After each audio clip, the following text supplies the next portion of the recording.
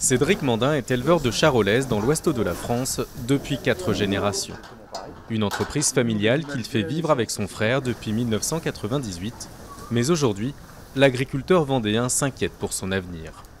Le traité de libre-échange entre l'Union européenne et le Mercosur pourrait selon lui porter un coup fatal au secteur, déjà sinistré.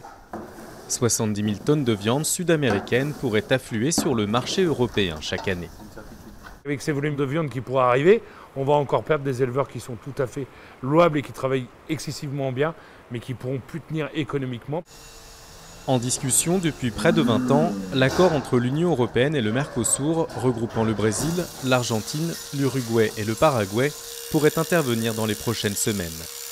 Un coup dur pour la filière en Europe, après l'accord du CETA, appliqué depuis cet automne, autorisant l'importation de 65 000 tonnes de viande canadienne chaque année. Si on rajoute des volumes importants du Mercosur qui viennent sur l'ensemble du marché européen, qu'on considère à peu près stable en termes de conso, on va complètement détériorer le prix.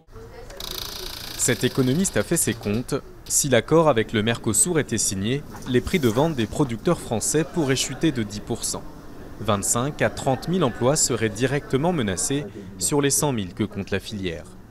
Je ne vois pas d'intérêt majeur pour le secteur agroalimentaire européen sur ce marché du Mercosur. Il peut y avoir quelques secteurs qui peuvent en profiter, mais les risques dans le secteur agroalimentaire global sont beaucoup plus importants que les gains potentiels, que les opportunités.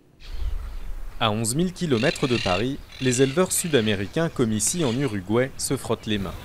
Louis Marfurt travaille en famille depuis plus de 50 ans, une exploitation de 1500 hectares, une superficie moyenne pour la région. Il vend chaque année 4000 bêtes, 20 fois plus que son collègue vendéen.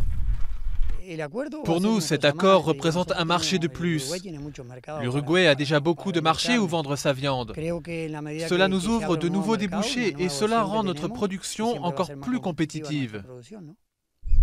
Déjà premier exportateur mondial de viande, l'appétit du géant Mercosur ne cesse de grandir.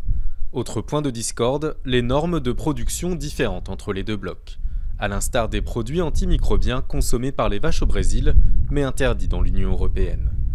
Un argument de plus pour les éleveurs français qui espèrent freiner les ambitions de la Commission européenne, moteur de cet accord.